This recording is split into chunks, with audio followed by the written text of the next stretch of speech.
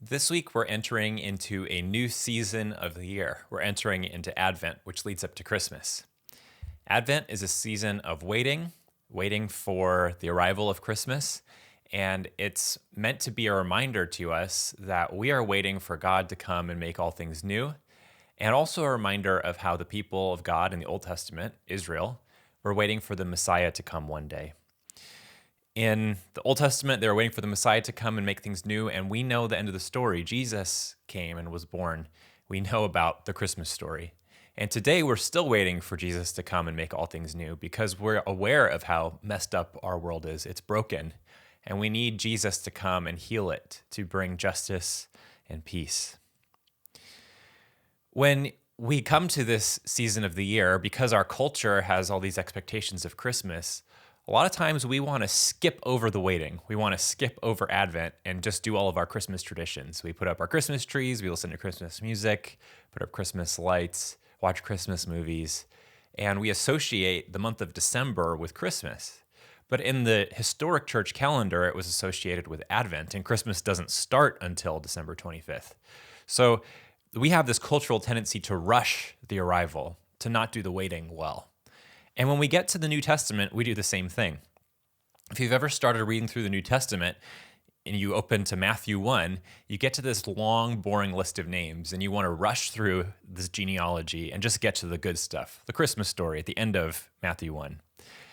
So we're going to look at this genealogy. We're going to go through it over the next 4 weeks during Advent, but we're not going to look at most of the names. We're going to just look at 4 of the main characters who are mentioned in this genealogy of Jesus. So what's a genealogy? Well, let's start by talking about what a genealogy is and isn't. A genealogy is a list of names of somebody's ancestors. We generally know that's what it means. But here's what it isn't. A genealogy is not necessarily a complete list of names of ancestors. It's not a family tree that's complete or something you would find on a modern place like Ancestry.com. The genealogy in Matthew 1 includes some people's names and not others. It's written the way it is to make certain claims about who Jesus is.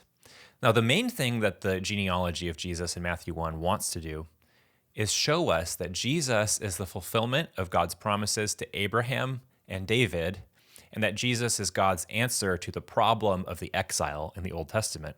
And so it's structured to show 14 generations of people between Abraham and David, between David and the exile, and between the exile and Jesus. But what's interesting is that this genealogy also includes references to 4 women, these maternal ancestors of Jesus. And right after the genealogy, we get to the familiar Christmas story, and it begins like this. This is how the birth of Jesus the Messiah came about. His mother Mary was pledged to be married to Joseph. So even after the story, we're drawn attention to Jesus's maternal lineage, who his mother is. This Advent, we're going to look at the women in Jesus's genealogy. Why are they mentioned in Matthew? And what does this tell us about God? And what does it tell us about the people of God? How are we supposed to live? A few things I want to point out about this genealogy in general. First, in a genealogy, you are tracing the heritage of a person. The implication is that if any of these people didn't live their life the way they lived it, this person would not exist in the way they existed. In other words, if any of these men and women listed in Jesus' genealogy had not lived and had children with who they had children, we wouldn't have the historical Jesus that we read about in the Bible. Now, it's not a complete list of all of his ancestors, but a helpful phrase that I think is powerful to think about is that we're reading about the DNA that is in the blood of Jesus. That same blood of Jesus we talk about on the cross. These people's DNA is in the blood of Jesus. And so they matter, and understanding who they are matters, not just on a biological situation like we might think in our modern culture, but more about his heritage. And these people's heritage and ancestry matters for who Jesus is, not just what he looks like. Now, secondly, in a Hebrew genealogy, usually all of the male ancestors are listed, or many of them are, and the word father can be used to describe any of the ancestors. It could be your great-grandfather, your great-great-great-great-great-grandfather, and the word father will just be used as shorthand. So when I'm talking about the women in this genealogy, I'm going to just refer to all of them as the mothers of the Messiah, Jesus. And in Catholic circles, oftentimes Jesus' mother Mary can be overemphasized. And so the Protestant reaction, the overreaction, can be to diminish the importance of Mary. And a lot of times that's what we do. One of the side effects of that is that we don't talk about the importance of women because we've diminished Mary.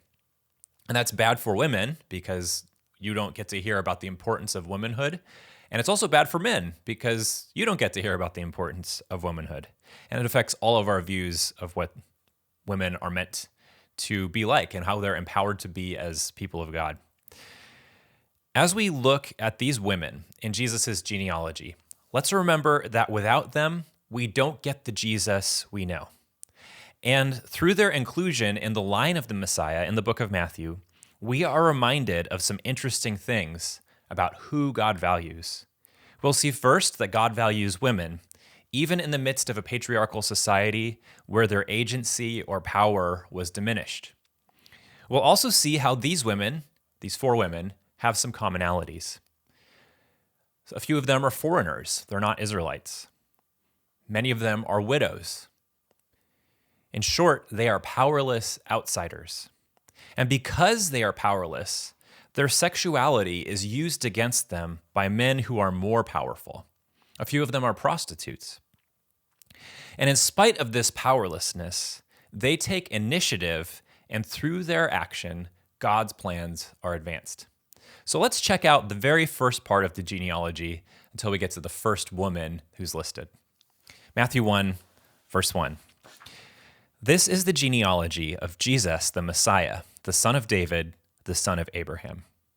Abraham was the father of Isaac, Isaac the father of Jacob, Jacob the father of Judah and his brothers. Judah was the father of Perez and Zerah, whose mother was Tamar.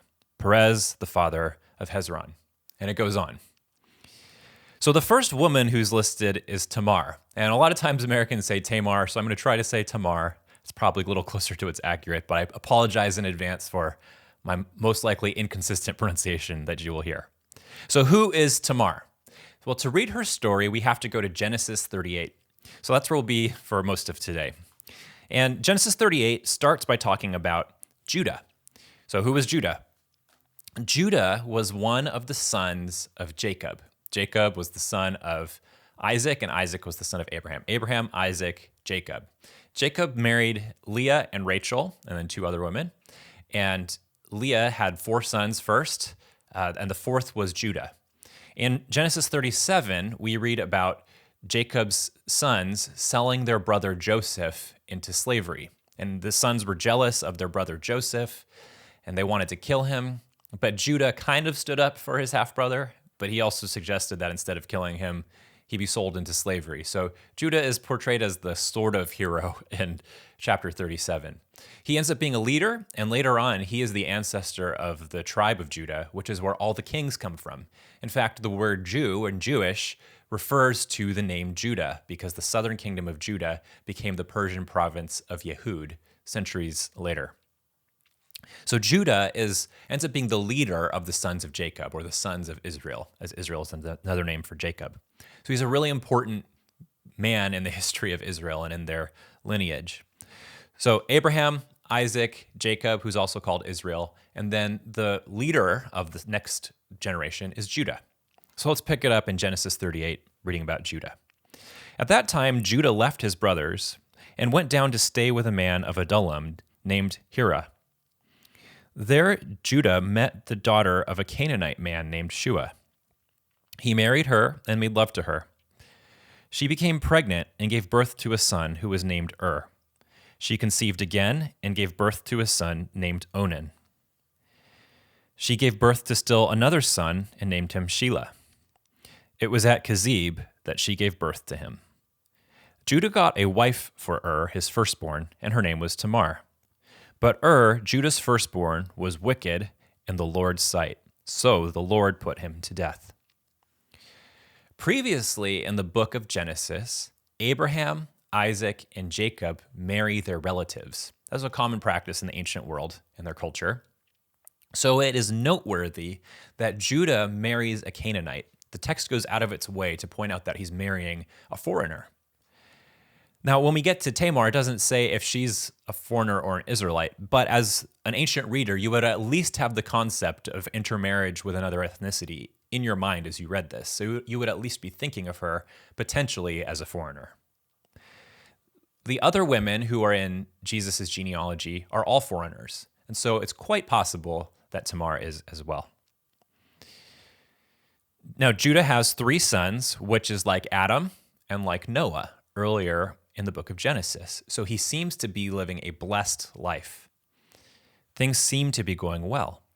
In verses 6 and 7, is mentioned as the firstborn son, not once, but twice.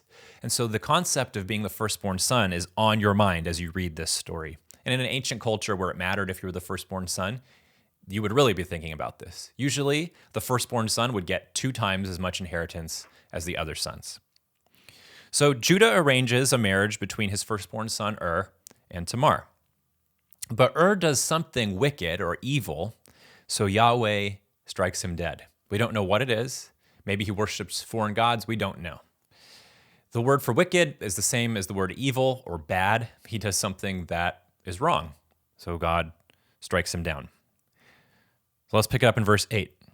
Then Judah said to Onan, "Sleep with your brother's wife and fulfill your duty to her as a brother-in-law, to raise up offspring for your brother." But Onan knew that the child would not be his. So whenever he slept with his brother's wife, he spilled his semen on the ground to keep from providing offspring for his brother. What he does was wicked or evil in the Lord's sight. So the Lord put him to death also. This is a strange passage, and people have interpreted this passage all sorts of different ways based on their culture's view of sexuality. But we have to read this in the context of the Old Testament, and more specifically the Torah, the first 5 books, the book of the law. This passage is referring to the custom of levirate marriage. So if a man was married and he died before he had any descendants, his brother was expected to marry his widow. So the brother-in-law was expected to marry the widow to provide an heir for the deceased man's family. And we read about this in Deuteronomy 25.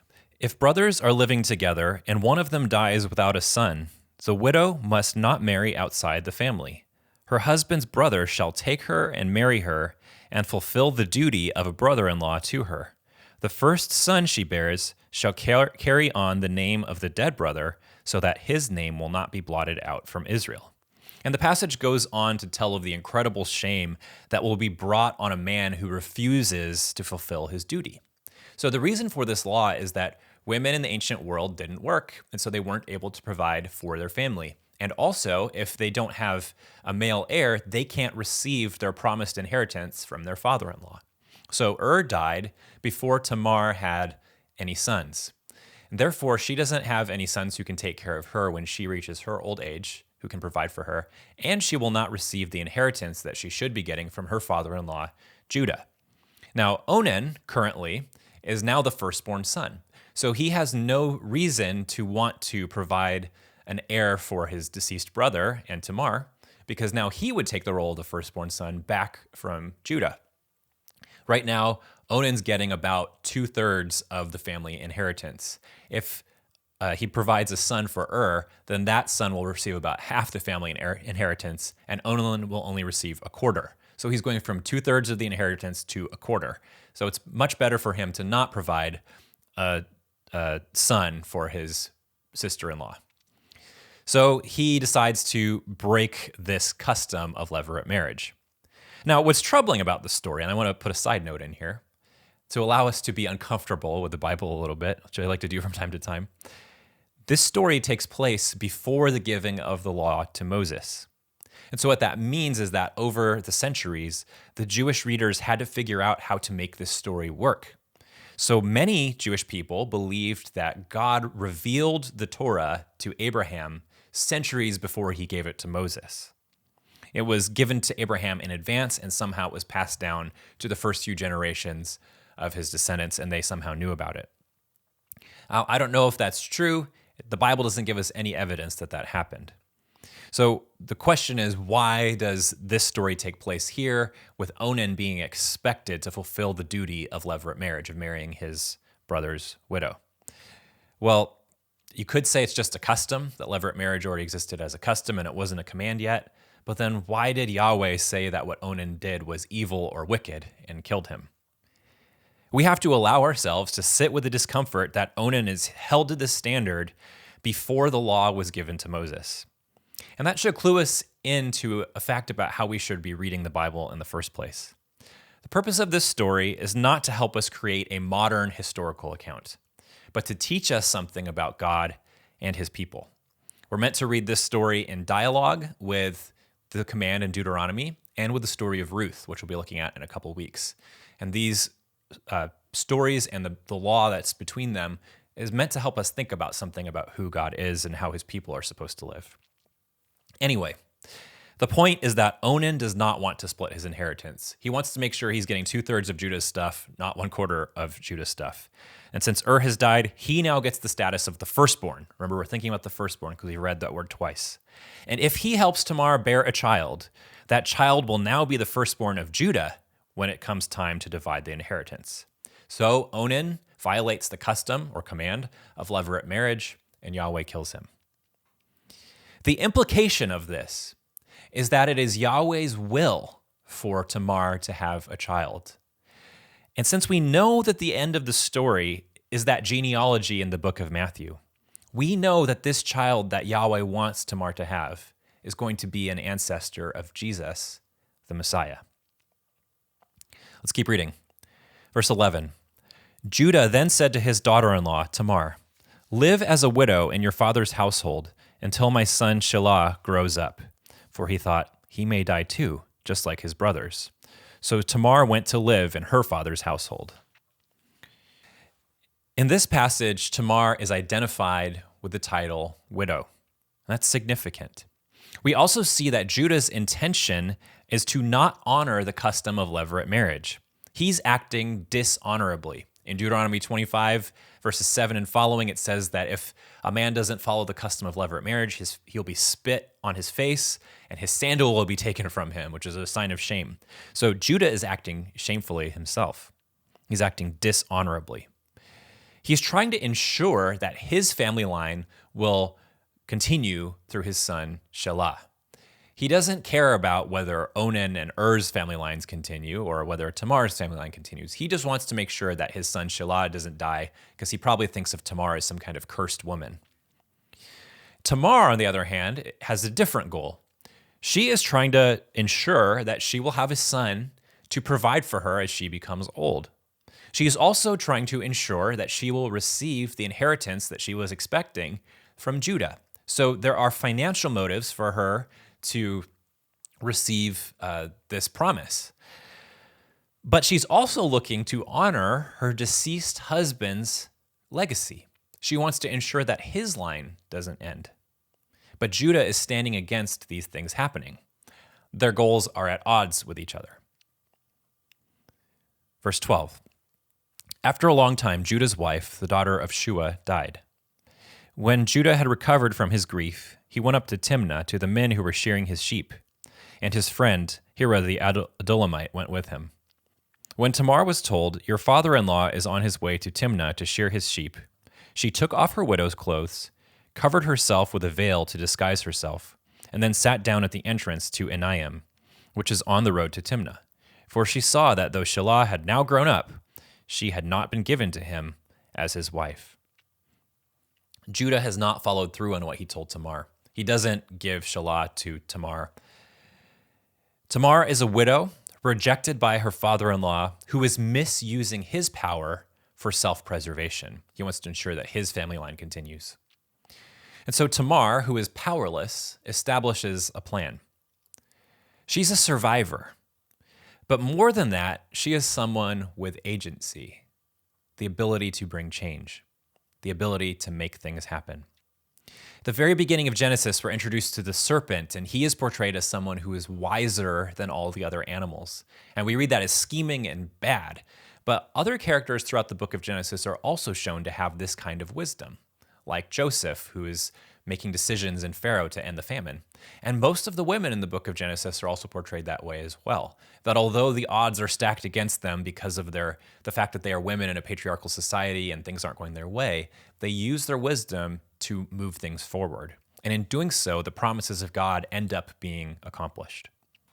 So let's see what Tamar's plan is. Verse 15. When Judah saw her, he thought she was a prostitute, for she had covered her face. Not realizing that she was his daughter-in-law, he went over to her by the roadside and said, "Come now, let me sleep with you." "And what will you give me to sleep with you?" "I'll send you a young goat from my flock," he said. "Will you give me something as a pledge until you send it?" she asked. He said, "What pledge should I give you?" "Your seal and its cord, and the staff in your hand," she answered. So he gave them to her and slept with her, and she became pregnant by him. After she left, she took off her veil and put on her widow's clothes again. Meanwhile, Judah sent the young goat by his friend the Adullamite in order to get his pledge back from the woman, but he did not find her. He asked the men who lived there, "Where's the shrine prostitute who was beside the road at Enaim?" "There hasn't been any shrine prostitute here," they said. So he went back to Judah and said, "I didn't find her.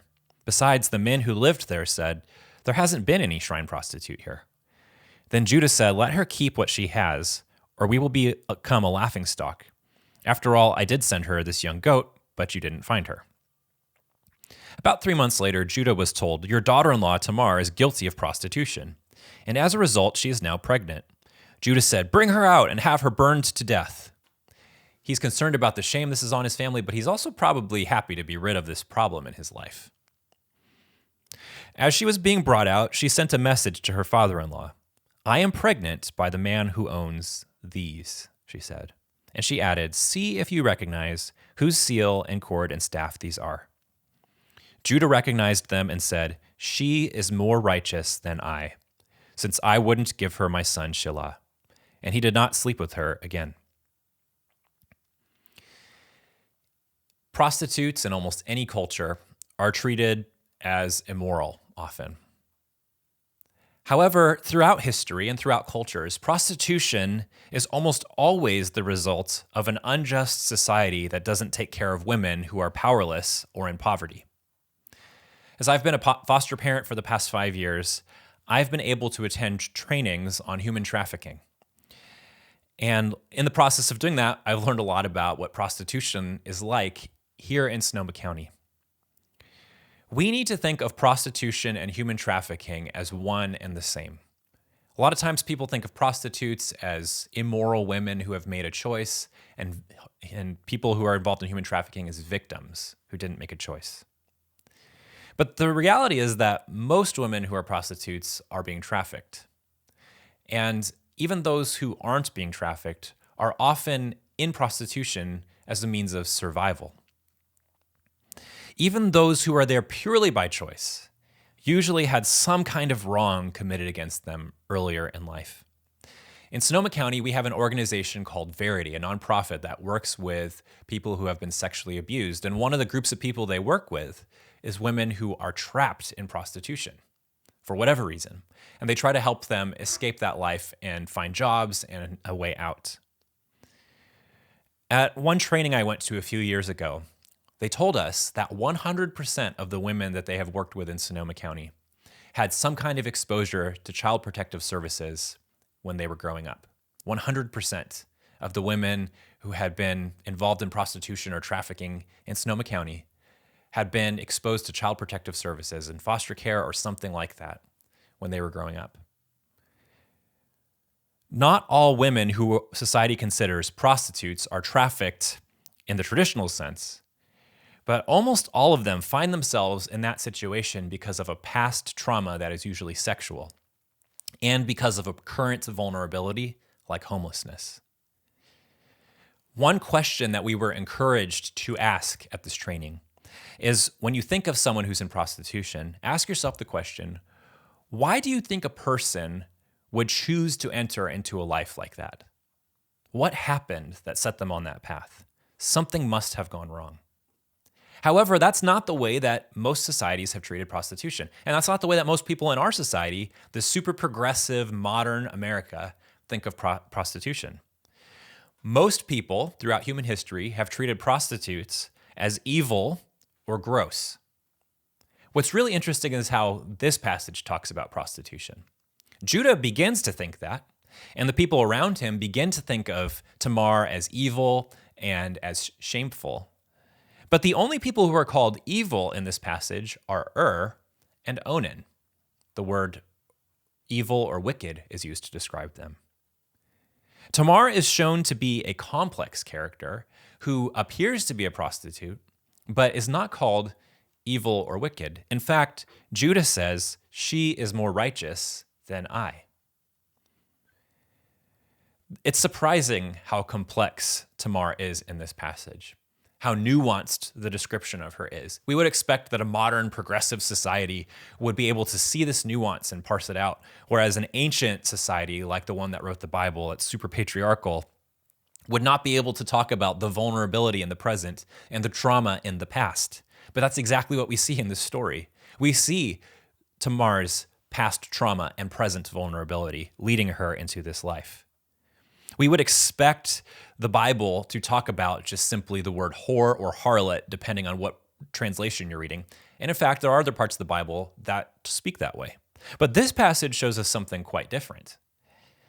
God somehow inspired the human authors who were living in this old ancient patriarchal society to say that Tamar is more righteous than Judah. And remember, Judah's not just some random guy. Judah is the fourth in the line: Abraham, Isaac, Jacob, and then Judah. Judah is the ancestor of all the kings. He's the ancestor of King David, who is the one who is promised the ruler's staff. When we get to Genesis 48 and 49, when the promises are being made to Jacob's sons, Judah is elevated as the leader. And Tamar is cast as more righteous than he is. When you enter into the ancient society that wrote the Bible and you think about the ways that they thought, it is truly surprising and radical to say these things about Tamar. She is not just cast as a survivor, but as someone who is shrewd and wise, who uses her agency to advance the promise of God. And she's also cast as someone who is more righteous than one of the most important patriarchs. When the time came for her to give birth, there were twin boys in her womb. As she was giving birth, one of them put out his hand, so the midwife took a scarlet thread and tied it on his wrist, and said, "This one came out first." But when he drew back his hand, his brother came out, and she said, "So this is how you have broken out." And he was named Perez. Then his brother, who had the scarlet thread on his wrist, came out, and he was named Zerah. This passage echoes many of the other stories of brothers in the book of Genesis, where the younger brother ends up being treated as the firstborn. Abel is favored over his big brother Cain. Isaac is favored over his big brother Ishmael. Jacob is favored over his big brother Esau. And Jacob and Esau have a very similar story to this. Joseph is the son of Jacob's second wife, yet he is favored over the sons of Jacob's first wife, Leah. And Judah himself is the fourth of the sons of Leah, but is favored over his three older brothers. Here, Perez is favored over Zerah. Now remember, up in verses 6 and 7, the word firstborn was mentioned twice. So we're meant to be thinking about the firstborn. And somehow Perez, who is the second son, ends up being favored as the firstborn. God favors the disfavored, and we see that throughout the book of Genesis and how the sons are treated. Now, Perez isn't just the second son of Tamar. He's also the fifth son of Judah. But he sits as the firstborn son of Judah. This is really strange. So Perez is the fifth son of Judah, but because he is effectively the firstborn son of Tamar, who is the widow of the actual firstborn son of Judah, that means that in the legal division of inheritance, this fifth-born son of Judah, Perez, will receive the promised inheritance for the firstborn son of Judah, Onan.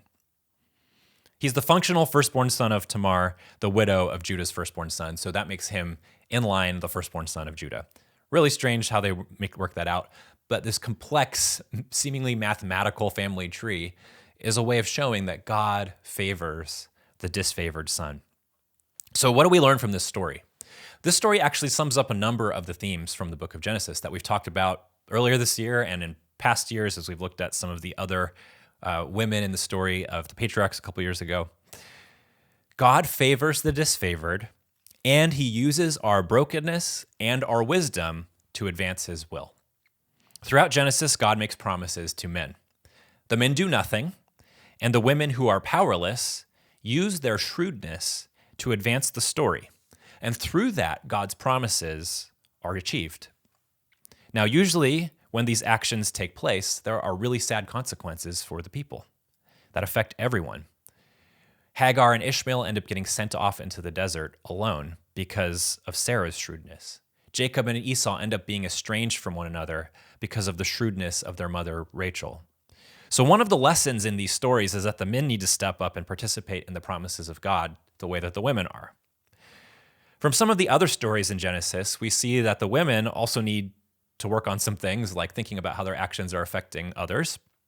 But here in this chapter, we're not even told that. We're just left with the idea that Tamar is more righteous than Judah. And through her actions, which are strategic and wise, God's plans are advanced. When we get to the story of Jesus, we see the inclusion of Tamar in the ancestry of Jesus. She's included there along with Rahab, who is also a foreigner and a prostitute who has been the victim of using sex for power. They're included there with Ruth, who is a foreigner and a widow, and who has an experience with levirate marriage, just like Tamar. They're included there with Bathsheba, who is a foreigner and a widow who has also been the victim of using sex for power. And all of these stories are in the mothers of the Messiah.